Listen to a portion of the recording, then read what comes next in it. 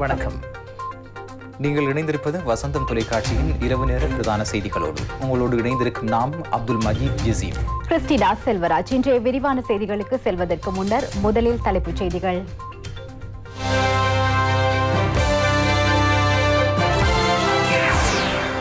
மனித வளத்தையும் சுற்றாடலையும் சமநிலைப்படுத்தும் விதத்தை உலகுக்கு உணர்த்தினார் ஜனாதிபதி. ஒரே நாடு ஒரே சட்டம் எனும் செயலணியின் தலைமைத்துவம் கலகொடா தேரருக்கு. பேள் தொடர்பான காடிநில ஆண்டகையின் குற்றச்சாட்டுக்கு துறைமுக அமைச்சர் பதில். சேதன பசலை குறித்து விளக்கம் அளிக்க தேரர்கள் விவசாயிகளின் காலடியில். அகற்றப்பட்ட கொட்டிலை மீள அமைத்து ஆசிரியர் சங்கம் மீண்டும் சத்தியாகிரக போராட்டத்தில். பதிவாளர்களுக்கு பிரதமர் மஹிந்தவினால் சமாதான நீதவான் பதவிகள். கார்பன் தொடர்பாக இந்தியாவும் சீனாவும் வழங்கிய வாக்குறுதிகள் மீறப்பட்டுள்ளதாக தகவல்.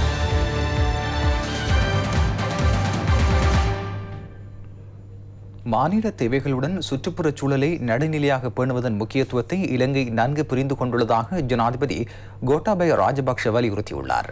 ஐக்கிய நாடுகள் பொதுச்சபை தலைவரினால் ஏற்பாடு செய்யப்பட்டிருந்த காலநிலை மாற்றங்கள் குறித்த அரசு தலைவர்களின் மாநாட்டில் கலந்து கொண்டு உரையாற்றும் போதே ஜனாதிபதி இதனை தெரிவித்தார். ஐக்கிய நாடுகள் பொதுச்சபையின் 76வது அமர்வின் தலைவர் அப்துல்லா ஷாஹில் இன்று ஏற்பாடு செய்த மனிதர்கள் புவி மற்றும் சுபிட்சத்திற்கான காலநிலை செயற்பாடுகளை மேம்படுத்துதல் எனும் தொனிப்பொருளிலான அரசு தலைவர்களின் மாநாடு வீடியோ தொழில்நுட்பத்தினூடாக இடம்பெற்றது. ஐக்கிய நாடுகள் ஸ்தாபனத்தின் பொதுச் செயலாளர் ஆண்டோனியோ குட்டேரஸ் தலைமையில் ஆரம்பமாகிய உரையாடல்களில் ஐக்கிய நாடுகள் ஸ்தாபனத்தின் உறுப்பு நாடுகளின் அரசு தலைவர்களும் பிரதிநிதிகளும் பங்கேற்றனர். We are at a critical time in human history. As such, climate change needs to be addressed urgently and decisively. Our rich philosophical heritage, shaped by the teachings of Lord Buddha, has instilled in us the importance of balancing ecological concerns with human needs. Internationally, Sri Lanka is proud to be a co-lead of the Energy Compact for no new coal power. Sri Lanka also leads the action group on mangrove ecosystems and livelihoods under the Commonwealth Blue Charter initiative. Additionally, the Colombo Declaration on Sustainable Nitrogen Management seeks to have nitrogen waste by 2030. We have ensured that Sri Lanka's domestic policy framework has a focus on sustainability. To give effect to this, we are taking steps to limit overuse of artificial fertilizers, thereby addressing health concerns as well as helping reduce nitrogen waste. Our nationally determined contributions targets achieving carbon neutrality by 2050. On the energy side, we aim to increase the contribution of renewable energy sources to 70% of national energy needs by 2030. To achieve these laudable objectives, Sri Lanka welcomes assistance through technology transfers, skills development, investment and financing support for our sustainable development agenda. ஒரே நாடு ஒரே சட்டம் எனும் கோட்பாட்டுக்கமைய ஜனாதிபதி செயலணி அமைக்கப்பட்டுள்ளது. இதற்கான வர்த்தமானி அறிவித்தல் ஜனாதிபதியின் கையொப்பத்துடன் வெளியிடப்பட்டுள்ளது.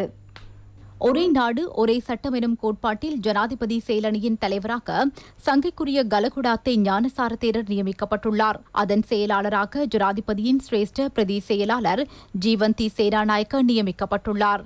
ஏனைய அங்கத்தவர்களாக தயானந்த பண்டா, சாந்தி நந்தன விஜயசிங்க, சுமேத சிறிவர்தன ஆகிய பேராசிரியர்களும், சுஜீவ பண்டிதரத்ன, சட்டத்தரணி இரேஷ் செனவிரட்ன, சட்டத்தரணி சஞ்சய மாரம்பே, எரந்தன் டவரட்ன பானிவேவல, மௌலவி மொஹமட், விரிவுரையாளர் மொஹமட் இன்திகாஃப், கலிலூர் ரஹ்மான், அசீஸ் நிசார்தீன் ஆகியோர் இதன் ஏனைய அங்கத்தவர்களாவர்.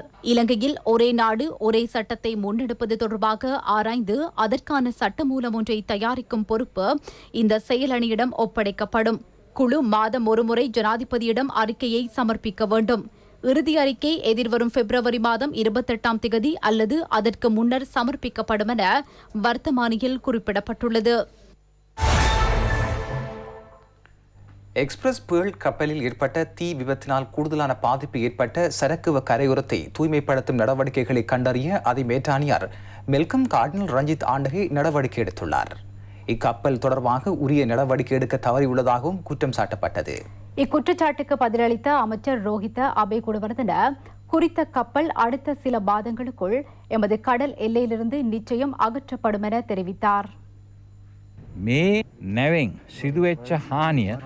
இந்த கப்பலில் இருந்து ஏற்பட்ட சேதத்தை முற்றாக அகற்றி கடலையும் கரையோரத்தையும் வழமைக்கு கொண்டு வந்து மீனவர்களுக்கு வசதிகள் செய்து கொடுக்கப்பட வேண்டும். அந்த பொறுப்பை நிறைவேற்ற முடியாதிருந்தால் மக்களுக்கு கூறுங்கள். கப்பல் கம்பெனிக்கும் முகவர்களுக்கும் காப்புறுதி தரப்பினருக்கும் ஏற்ற வகையில் செலவினங்களை குறைத்து தப்பிப்பதற்கு இடமளிக்க முடியாது. அரசாங்கம் நியாயமாக இருந்தால் தயவு செய்து ஹேக் நகரில் உள்ள சர்வதேச நீதிமன்றத்திற்கு வழக்கு பதிவு செய்து இந்த நிறுவனங்களிடமிருந்து ஏற்பட்ட சேதத்திற்கு நஷ்டஈட்டை பெற்றுக் கொள்ளுங்கள். ජාත්‍යන්තර උසාවියේ නඩුවක් පවරලා මේ කොම්පැනි වලින් මේ සිදුවෙච්ච හානිය නැවතවරක් යථා තත්ත්වයට පත් කරන්න අයින් කරන්න අවශ්‍ය දඩය අය කරගන්න කියලා. හානියට පත්වෙච්ච දීවර ජනතාව වෙනුවෙන් ඒ පළවෙනියෙන්ම ලැබිච්ච பாதிக்கப்பட்ட மக்களுக்கு முதலாம் தொகுதி நஷ்டஈடு வழங்கப்பட்டுள்ளது. அத்தோடு கப்பல் கம்பெனிகளுக்கு அழுத்தம் கொடுத்து கடலில் உள்ள மற்றும் கப்பலில் உள்ள கொள்கலங்களை முற்றாக அகற்றுமாறு கூறியுள்ளோம். ஒன்றில் இந்த கப்பலை இழுத்துச் சென்று எமது கடல் எல்லைக்கு அப்பால் வைக்குமாறும் அல்லது பாகங்களாக வெட்டி அகற்றுமாறும் கூறுகின்றோம். சிலர் சுமத்தும் குற்றச்சாட்டுகளை பார்க்கும்போது எங்கோ போகின்ற கப்பல் ஒன்றை எடுத்து வந்து நாங்கள் மூழ்கச் செய்ததாக திட்டுகின்றனர். இவரும் எதிர்பாராத அனர்த்தம் ஏற்பட்டது. அரசாங்கமோ துறைமுக அதிகார சபையோ கடற்படையோ வேறு தரப்போ பொறுப்பு கூற வேண்டியதில்லை. கடலில் கொந்தளிப்பு காலம் குறைவடையும் போது அவர்கள் விரைவில் அதனை அகற்றிக் கொள்வார்கள். අඩුවෙන කාලය තමයි මේ එන්නේ. ඒතර ඔවුන් ඒ කාලය ඇතුළත තමයි මේක පුළුවන් තරම් ඉක්මනින් ඉවත් කරන්න කටයුතු කරන්නේ. ஆசிரியர் அதிபர் சங்கம் கோட்டை ஜனாதிபதி செயலகத்திற்கு சமீபமாக இன்று மீண்டும் சத்தியாகிரகத்தை ஆரம்பித்தது. நேற்றிரவு கோட்டை போலீசார் அவர்களால் அமைக்கப்பட்ட கொட்டிலை அகற்றியிருந்தனர். இன்று காலை மீண்டும் கொட்டிலொன்றை அமைத்து ஆசிரியர் அதிபர் சங்கம் சத்தியாகிரகத்தை மீண்டும் ஆரம்பித்தனர். அதிபர் ஆசிரியர் சம்பள முரண்பாட்டுக்கு எதிரான அமைப்பின் தலைவர் சங்கைக்குரிய உலப்பனே சுமங்கல தேரர் கருத்து வெளியிடுகையில் வரவு செலவு திட்டம் சமர்ப்பிக்கப்படுவதற்கு முன்னர் ஜனாதிபதியுடன் சந்திப்பொன்று அவசியம் என தெரிவித்தார். ஜனாதிபதி மற்றும் நிதி அமைச்சருடன் எமக்கு சந்திப்பு அவசியம். எமக்கு ஒரு தீர்வு தேவை. அடுத்த வரவு செலவு திட்டத்திற்கு முன்னர் தீர்வு வழங்கப்பட வேண்டும். அதனை வற்புறுத்தியே இந்த சத்தியாகிரகம் ஆரம்பிக்கப்பட்டுள்ளது. இதே நேரம் அமைச்சர் ரோஹித அபேகுணவர்தன இன்று இடம்பெற்ற ஊடக சந்திப்பில் இது தொடர்பில் கருத்து தெரிவித்தார். நவம்பர் 12ஆம் தேதி வரவு செலவு திட்டம் சமர்ப்பிக்கப்படும் என்பது ஆசிரியர்களுக்கு தெரியும். தீர்வு கிடைக்கும் என்பதை அறிந்து கொண்டும் அதில் இருக்கின்ற இருவர்களுக்கு எங்களால் தான் தீர்வு கிடைத்தது என்று கூறிக்கொள்ள வேண்டிய தேவை உள்ளது. பாக்டீரியா உள்ளதாக உறுதிப்படுத்தப்பட்ட சீன கம்பெனிக்கு சொந்தமான உரக்கப்பலை பொறுப்பேற்பதில்லை என்றும் அதன் மாதிரிகள் மீள் பரிசோதனைக்கு உட்படுத்தப்படுவதில்லை என்றும் அமைச்சர் மகிந்தானந்த அலுத்கமகே தெரிவித்துள்ளார்.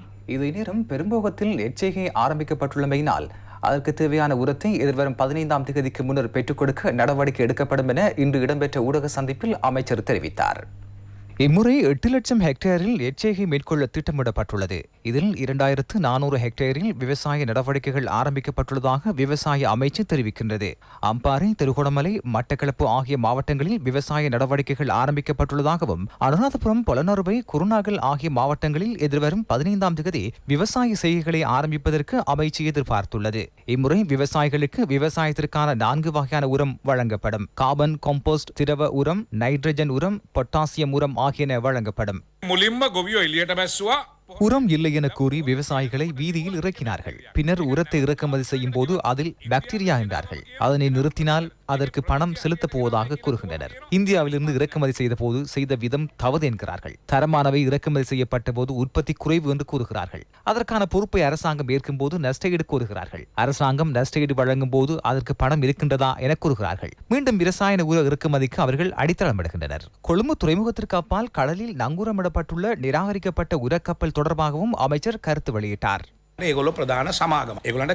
இது பாரிய கம்பெனி நம்பகத்தன்மை தொடர்பான பிரச்சனை அங்கிருக்கின்றது. அதற்கு அவர்கள் எந்த ஒரு வார்த்தையும் பயன்படுத்துவார்கள். அமைச்சர் என்ற வகையில் எனக்கு வழங்கக்கூடிய உறுதி கப்பலை உள்ளே எடுப்பதும் இல்லை, அதில் இருக்கும் உரத்தின் மாதிரிகளையும் எடுப்பதில்லை, இதற்கு பணம் செலுத்துவதும் இல்லை. எமது ஒப்பந்தத்திற்கு ஏற்ப அவர்கள் மீள திரும்பிச் சென்று தரமான உரத்தை வழங்கினால் நாம் பெற்றுக்கொள்வோம், நாம் பணம் செலுத்துவோம். හරි පොහොර ටික හදලා අපේ ස්පෙසිෆිකේෂන් එකට ආවොත් අපි පොහොර ටික ගන්නවා, අපි මුදල් ගෙවනවා, කතාව එතනින් අවසానයි. சேதன பசலை பயன்பாடு தொடர்பாக பல்கலைக்கழக விரிவுரையாளர்கள் தெரிவிக்கும் கருத்து தொடர்பாகவும் அமைச்சர் விளக்கம் அளித்தார்.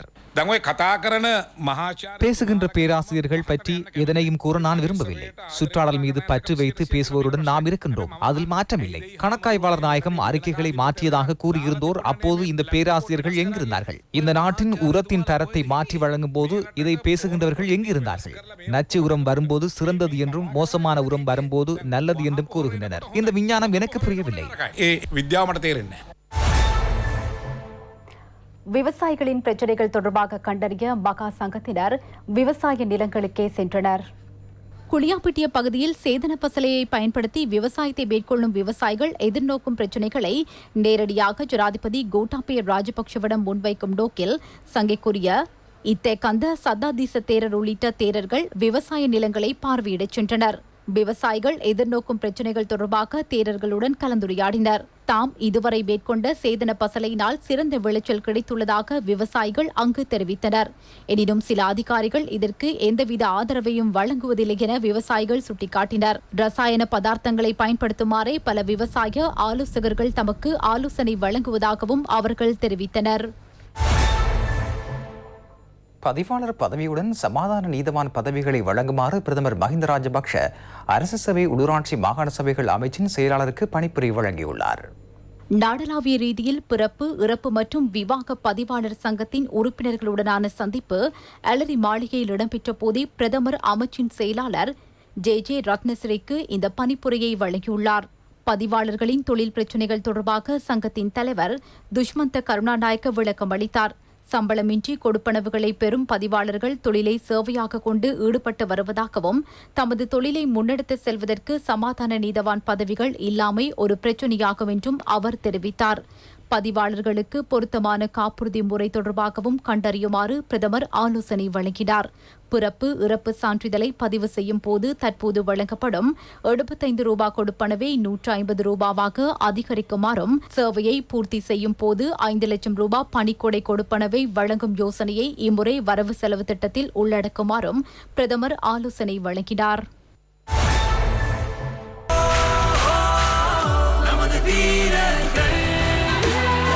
வீரர்களுக்கு இலங்கையர் அனைவரனதும் வாழ்த்துக்களையும் ஒன்று சேர்க்கும் டயலாக். இலங்கை சனத்தொகையில் 70% கொரோனா தடுப்பூசியின் 2 டோஸ்களையும் ஏற்றிக் கொண்டுள்ளனர். இலங்கை தடுப்பூசி ஏற்றும் இலக்கில் ஜெர்மன், அமெரிக்கா போன்ற அபிவிருத்தி கண்ட நாடுகளையும் மீறியுள்ளது. இதே நேரம் இன்றைய தினம் 425 கொரோனா தொற்றாளர்கள் அடையாளம் காணப்பட்டதுடன் 25 மரணங்களும் பதிவாகின.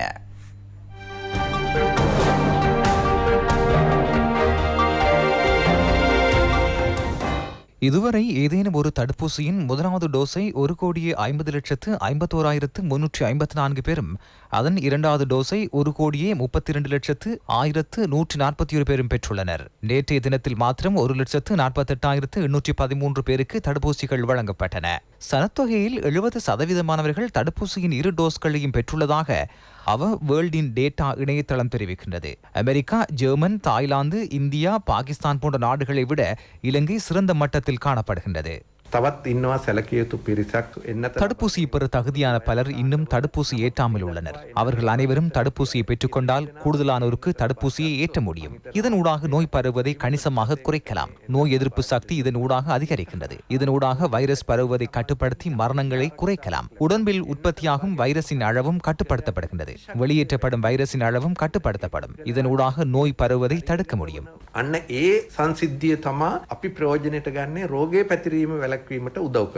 இலங்கையின் மொத்த கொரோனா தொற்றாளர்களின் எண்ணிக்கை 5,38,186 அதிகரித்துள்ளது. 20,136 பேர் தொடர்ந்தும் சிகிச்சை பெற்று வருகின்றனர். குணமடைந்தோரின் எண்ணிக்கை 5,04,376 ஆகும். நேற்று 21 கொரோனா மரணங்கள் தொடர்பாக உறுதிப்படுத்தப்பட்டதாக சுகாதார சேவைகள் பணிப்பாளர் நாயகம் இன்று அறிவித்தார். 30 வயதிற்கும் 59 வயதிற்கும் இடைப்பட்ட 8 பேரும் 60 வயதிற்கும் மேற்பட்ட 12 பேரும் உயிரிழந்தவர்களுள் அடங்குகின்றனர்.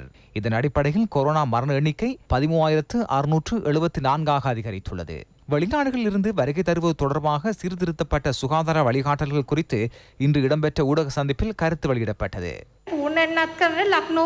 தடுப்பூசி ஏற்றப்படாத இலங்கையர்கள் இரட்டை பிரஜா உரிமையில் உள்ளவர்கள் மேற்கொள்ளப்படும் பிசிஆர் பரிசோதனையின் பின்னர் வீடுகளில் வசதி இருந்தால் அவர்கள் 7 நாட்களுக்கு தனிமைப்படுத்தலுக்கு உட்படுத்தப்பட வேண்டும். அந்தந்த பகுதி சுகாதார மருத்துவ அதிகாரியை தொடர்பு கொண்டு தமது தகவல்களை வழங்க வேண்டும். 7 நாட்களுக்கு பின்னர் பிசிஆர் அல்லது ரேபிட் ஆன்டிஜென் பரிசோதனையை தொடர்ந்து நெகட்டிவாக இருந்தால் மாத்திரமே தனிமைப்படுத்தலிலிருந்து விடுவிக்கப்படுதல் வேண்டும். இதே நேரம் தற்காலிகமாக மூடப்பட்டிருந்த கட்டுநாயக்க விமான நிலையத்தின் பிசிஆர் பரிசோதனைகள் இன்று மீண்டும் ஆரம்பிக்கப்பட்டன. விமான நிலையத்திற்கு வருகை தருவோர் அங்கிருந்து வெளியேறி பிசிஆர் பரிசோதனைக்கு உட்படுத்தப்படுகின்றனர். இங்கு மேற்கொள்ளப்படும் பிசிஆர் பரிசோதனைகளின் பெறுபவர்கள் 3 மணித்தியாலங்களுக்குள் வழங்கப்படும். விமான நிலையத்திற்கு வருகை தரும் பயணிகள் 6 மணித்தியாலத்திற்கு முன்னர் விமான நிலையத்திற்கு வருகை தர வேண்டும் என வலியுறுத்தப்பட்டது. கட்டுநாயக்க பிசிஆர் பரிசோதனை நிலையம் மீண்டும் திறக்கப்பட்டதை தொடர்ந்து இன்று அதிகாலை 2:15க்கு கட்டாரில் இருந்து வருகை தந்த பயணிகள் பிசிஆர் பரிசோதனைக்கு உட்படுத்தப்பட்டனர். ஹேட்டன் கல்வி வலயத்திற்கு உட்பட்ட 11 தமிழ் மற்றும் சிங்கள பாடசாலை மாணவர்களுக்கு ஃபைசர் தடுப்பூசி ஏற்றப்பட்டுள்ளதாக ஹேட்டன் வலய கல்வி பணிப்பாளர் பி ஸ்ரீதரன் தெரிவித்தார். நுவரெலியா மாவட்ட பாடசாலைகளுக்கு தடுப்பூசி ஏற்றும் நடவடிக்கைகள் ஆரம்பிக்கப்பட்டுள்ளன. 11ஆம், 12ஆம், 13ஆம் தரங்களில் கல்வி பயிலும் 16 வயதுக்கும் 19 வயதிற்கும் இடைப்பட்ட மாணவர்களுக்கு தடுப்பூசி ஏற்றப்படுகின்றது. முல்லைத்தீவு ஒட்டுசுட்டான் கோட்டத்திற்கு உட்பட்ட பாடசாலை மாணவர்களுக்கு தடுப்பூசி ஏற்றும் நடவடிக்கைகள் இன்று இடம்பெற்றன. மட்டக்களப்பு வின்சன் மகளிர் உயர்தர பாடசாலையில் சாதாரண பரீட்சைக்கு தோற்றும் மாணவர்களுக்கு தடுப்பூசி ஏற்றும் நடவடிக்கைகள் இன்று இடம்பெற்றன. மண்முனை வடக்கு பிராந்திய சுகாதார பணிப்பாளர் எஸ் கிரிசுதன் தலைமையில் 14 பாடசாலைகளில் தடுப்பூசி ஏற்றும் நடவடிக்கைகள் இன்று இடம்பெற்றன. கிண்ணியா முஸ்லிம் மகளிர் கல்லூரி மாணவிகளுக்கு இன்று தடுப்பூசி ஏற்றப்பட்டது. கிண்ணியா மாவட்ட சுகாதார வைத்திய அதிகாரி டாக்டர் ரிஸ்வி தலைமையில் தடுப்பூசி ஏற்றும் நடவடிக்கை இடம்பெற்றன.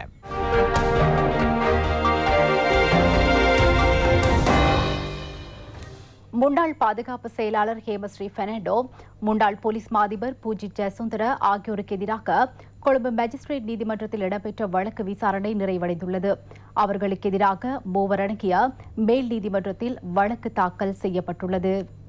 ஈஸ்டர் தாக்குதல் மேற்கொள்ளப்படுவது தொடர்பாக போதிய புலனாய்வு தகவல்கள் கிடைத்திருந்த நிலையில் அதனை தடுப்பதற்கு நடவடிக்கை எடுக்காமையினூடாக வேண்டுமென்றே கடமையை தவறவிட்டுள்ளதாக ஹேமஸ்ரீ பெர்னாண்டோ, பூஜித் ஜெயசுந்தர ஆகியோருக்கு எதிராக குற்றம் சாட்டப்பட்டுள்ளது. இந்த முறைப்பாடு கொழும்பு பதில் நீதவான் முன்னிலையில் விசாரணைக்கு எடுத்துக் கொள்ளப்பட்ட போது சந்தேக நபர்களுக்கு எதிராக 3 அடங்கிய மேல் நீதிமன்ற நீதியரசர்கள் முன்னிலையில் வழக்கு தாக்கல் செய்யப்பட்டுள்ளதாக குற்றப்புலனாய்வு திணைக்களம் அறிவித்தது. இதன் அடிப்படையில் நீதவான் நீதிமன்றில் இடம்பெற்ற வழக்கு விவகாரங்களை முடிவுக்கு கொண்டுவர தீர்மானிக்கப்பட்டது. அரசு புலனாய்வு சேவையின் முன்னாள் பணிப்பாளர் நிலந்த ஜெயவர்தன எதிர்வரும் 22ஆம் தேதி நீதிமன்றில் ஆஜராக வேண்டும் என 3 அடங்கிய கொழும்பு மேல் நீதிமன்ற நீதியரசர்கள் குழு அழைப்பாணை விடுத்துள்ளது. முன்னாள் போலீஸ் மாதிபர் பூஜித் ஜெயசுந்தர மற்றும் முன்னாள் பாதுகாப்பு செயலாளர் ஹேமஸ்ரீ பெர்னாண்டோ ஆகியோருக்கு எதிரான வழக்கில் சாட்சியங்கள் பதிவு செய்யப்பட உள்ளன. சட்டமா அதிபரின் சார்பில் பிரதி சொலிசிட்டர் ஜெனரல் திலீப் பீரிஸ் விடுத்த வேண்டுகோளுக்கு இணங்க நீதிமன்றம் இவ்வாறு அழைப்பாணை விடுத்துள்ளது. இதே நேரம் ஈஸ்டர் தாக்குதல் தொடர்பான போலீஸ் விசாரணைகள் அனைத்தும் முடிவடைந்துள்ளதாகவும் அதன் அறிக்கை சட்டமா அதிபரிடம் கையளிக்கப்பட்டுள்ளதாகவும் அமைச்சர் கலாநிதி சரத் வீரசேகர தெரிவித்துள்ளார். வழக்கு விசாரணைகளின் பின்னர் குற்றவாளிகளுக்கு உரிய தண்டனை வழங்கப்படும் என இன்று இடம்பெற்ற ஊடக சந்திப்பில் அமைச்சர் தெரிவித்தார். போலீசாரின் கடமைகள் முடிவடைந்து விட்டன. சகல விசாரணைகளையும் பூர்த்தி செய்து சட்டம் அதிபரிடம் ஒப்படைக்கப்படும். 5 மேல் நீதிமன்றங்களில் 9 வழக்குகள் தாக்கல் செய்யப்பட்டுள்ளன. இதற்கு திட்டம் தீட்டிய 24 பயங்கரவாதிகளுக்கு எதிராக குற்றப்பத்திரிகை தாக்கல் செய்யப்பட்டுள்ளது. 3 அடங்கிய நீதியரசர்கள் குழு நியமிக்கப்பட்டு தினமும் வழக்குகளை விசாரிக்கும் முறையை மேற்கொண்டுள்ளோம். அரசாங்கத்திற்கோ போலீசாருக்கோ குற்றம் சாட்ட முடியாது. விசாரணைகள் மூடி மறைப்பதாக கூற முடியாது. 2.5 வருடங்களாக மேற்கொள்ளப்பட்ட விசாரணைகளின் பின்னர் இந்த வழக்குகள் தாக்கல் செய்யப்பட்டுள்ளன. சுமார் 1,10,000 தொலைபேசி அழைப்புகள் ஆராயப்பட்டன. 23,700 குற்றச்சாட்டுகள் சுமத்தப்பட்டுள்ளன. இந்த வழக்கு தாக்கல் செய்யும் நடவடிக்கைகள் குறித்து எமக்கு திருப்தி அடைய முடியும். தீர்ப்புகள் எவ்வாறு அமையும் என்பதை பொறுத்திருந்து பார்ப்போம்.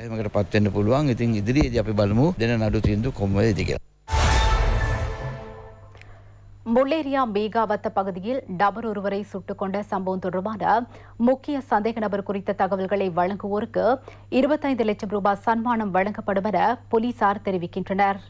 நேற்று காலை மேற்கொள்ளப்பட்ட துப்பாக்கி பிரயோகத்தில் ஒருவர் உயிரிழந்ததுடன் மற்றும் ஒருவர் காயமடைந்துள்ளார். முகத்தை முழுவதுமாக மூடிய தலைக்கவசம் அணிந்து மோட்டார் சைக்கிளில் சந்தேக நபர்கள் வருகை தந்து துப்பாக்கி பிரயோகத்தை மேற்கொண்டுள்ளனர். சந்தேக நபரின் புகைப்படம் ஊடகங்களில் வெளியிடப்பட்டுள்ளன. முக்கிய சந்தேக நபரான பொன்னம் பெரும ஆராய்ச்சிகே தொன் தனுஷ் புத்திக அல்லது ஜீலே என்பவராவார். குறித்த தகவல்களை வழங்குவோருக்கு இந்த சன்மானம் வழங்கப்படும் என போலீசார் தெரிவித்துள்ளனர். வடக்கு கிழக்கு கரையோர பிரதேசங்களில் உள்ள கடற்றொழிலாளர்களின் பிள்ளைகளது கல்வித்தரத்தை மேம்படுத்த புதிய திட்டங்கள் முன்னெடுக்கப்பட்டுள்ளதாக கடற்றொழில் அமைச்சர் டக்ளஸ் தேவானந்தா தெரிவித்துள்ளார்.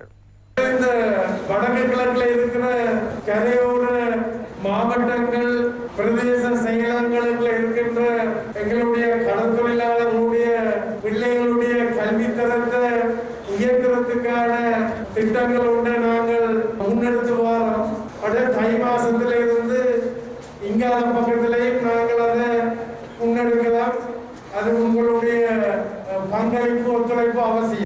அம்பாறை மாவட்ட மீனவர்கள் எதிர்கொள்ளும் பிரச்சினைகள் தொடர்பாக கண்டறிய மீனவர்களுடன் இடம்பெற்ற கலந்துரையாடல் கடற்றொழில் நீரியல் வள திணைக்கள கல்முனை மாவட்ட அலுவலகத்தில் இன்று இடம்பெற்றது. மீனவர்கள் எதிர்கொள்ளும் சவால்கள், மீன்பிடிசார் பிரச்சினைகள், மீனவசார் பிரச்சினைகள், ஒலுவில் துறைமுக விவகாரம், சட்டவிரோத செயற்பாடுகள் உள்ளிட்ட பல்வேறு பிரச்சினைகள் தொடர்பாக மீனவர்கள் அமைச்சரிடம் எடுத்துக் கூறினர். இந்த சந்திப்பில் பாராளுமன்ற உறுப்பினர் HMM ஹரிஷ் உள்ளிட்ட பலர் இந்நிகழ்வில் கலந்து கொண்டனர். இதே நேரம் அமைச்சர் டக்ளஸ் தேவானந்தா களுவாஞ்சிக்குடி பிரதேச செயலக பிரிவுக்குட்பட்ட பகுதிகளுக்கு விஜயம் செய்தார். மீனவ பிரதிநிதிகளையும் அவர் சந்தித்து உரையாடினார்.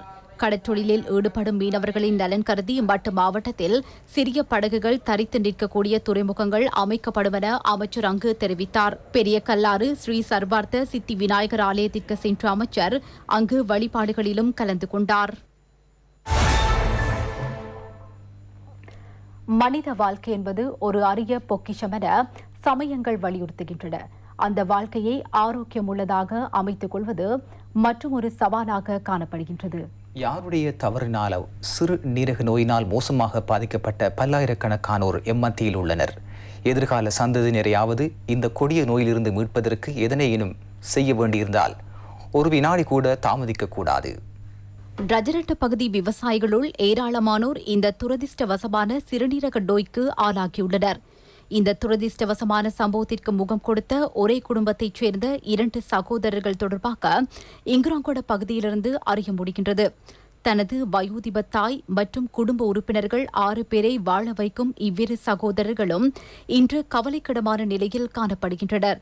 தாம் விதைத்த வயலில் அறுவடையை கூட பெற அதிர்ஷ்டம் கிடைக்குமா என்ற நம்பிக்கை கூட இல்லாத அளவு அவர்களின் வாழ்க்கை இருள்மயமாகியுள்ளது. துரதிர்ஷ்டவசமான சிறுநீரக நோய் காரணமாக இந்நிலை இவர்களுக்கு உருவாகியுள்ளது. இந்த கொடிய நோய் பயங்கரமாக பரவியுள்ளமை தொடர்பாக பல ஆய்வுகள் மேற்கொள்ளப்பட்டுள்ளன. நீண்ட காலமாக ரசாயன உர பயன்பாட்டினால் சிறுநீரக நோய் ஏற்பட்டுள்ளதாக பல ஆய்வுகள் மூலம் தெரியவந்துள்ளது. இந்த பிரச்சினையை முடிவுக்கு கொண்டுவர ஒரு வினாடியேனும் காலத்தை கடத்தாமல் செயற்பட வேண்டும் என்பதை வலியுறுத்த வேண்டும். ரஜரட்ட பகுதி விவசாயிகள் எதிர்கொண்டுள்ள கொடிய சிறுநீரக நோய் தொடர்பாக நோக்கும் போது இன்னும் தாமதிக்க கூடாது என்பதையே அது வலியுறுத்துகின்றது. தமிழ் தேசிய கூட்டமைப்பு பாராளுமன்ற உறுப்பினர் MA சுமந்திரனுக்கு எதிரான கண்டன ஆர்ப்பாட்டம் ஒன்று குருநகர் கடற்கரை பகுதியில் இடம்பெற்றது. யாழ் வடமராட்சி கடற்றொழிலாளர்கள் மீனவர் சமூகம், யாழ் குருநகர் மீனவ சங்கம் மற்றும் உள்ளூர் மீனவர்களின் ஏற்பாட்டில் இவ்வார்ப்பாட்டம் இடம்பெற்றது. கடந்த 17ஆம் தேதி முல்லைத்தீவு கடற்பரப்பிலிருந்து பருத்தித்துறை வரை கண்டன போராட்டத்தை பாராளுமன்ற உறுப்பினர் MA சுமந்திரன் தலைமையிலான குழுவினர் மேற்கொண்டனர். இதனை கண்டித்து இன்று யாழ் கடற்றொழிலாளர்கள் கண்டன பேரணியை மேற்கொண்டதுடன் பாராளுமன்ற உறுப்பினர் MA சுமந்திரனை கண்டிக்கும் வகையில் உருவ பொம்மையும் எரிக்கப்பட்டது. பாதிக்கப்பட்ட மீனவ சமூகத்தினர் பதாதைகள் ஏந்தியவாறு கோஷங்களை எழுப்பினர்.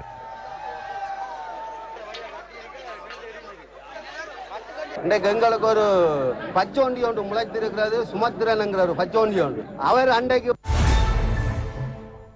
மேலும் சில செய்திகளின் தொகுப்பு அடுத்து. 1 லட்சம் இளைஞர் யுவதிகளுக்கு வேலைவாய்ப்பு வழங்கும் திட்டத்தின் கீழ் 2ஆம் கட்ட நியமனங்கள் வழங்கும் நிகழ்வு மட்டக்களப்பில் இடம்பெற்றது. மட்டக்களப்பு பாவிக்கரை வீதியில் உள்ள தமிழ் மக்கள் விடுதலை புலிகள் கட்சியின் தலைமையகத்தில் பாராளுமன்ற உறுப்பினர் சிவனேசதுரை சந்திரகாந்தன் தலைமையில் இந்நிகழ்வு இடம்பெற்றது. கட்சியின் பொதுச் செயலாளர் பு. பிரசாந்தன் உள்ளிட்ட பலர் கலந்து கொண்டனர். ஆலியடிவேம்பு பிரதேச செயலகத்துக்குட்பட்ட கண்ணகி கிராமத்தில் ராணுவத்தினரின் உதவியுடன் பாரிய அளவில் சேதன பசலை தயாரிப்பு தொடர்பான ஆலோசனைக் கூட்டம் பிரதேச சபை தவிசாளர் த. கிரோஜாதரன் தலைமையில் கண்ணகி வித்தியாலயத்தில் இடம்பெற்றது. பிரதேச செயலாளர் பி. பிரபாகரன், உள்ளூராட்சி மன்ற தலைவர் கமல் நெத்மினி மற்றும் ராணுவ உயர் அதிகாரிகளும் இதில் கலந்து கொண்டனர். இத்துடன் வசந்தத்தின் இரவு நேர பிரதான செய்தி அறிக்கை நிறைவடைகின்றது. மீண்டும் எமது அடுத்த பிரதான செய்திகளை நாளை மதியம் 1 மணிக்கு எதிர்பாருங்கள். வணக்கம்.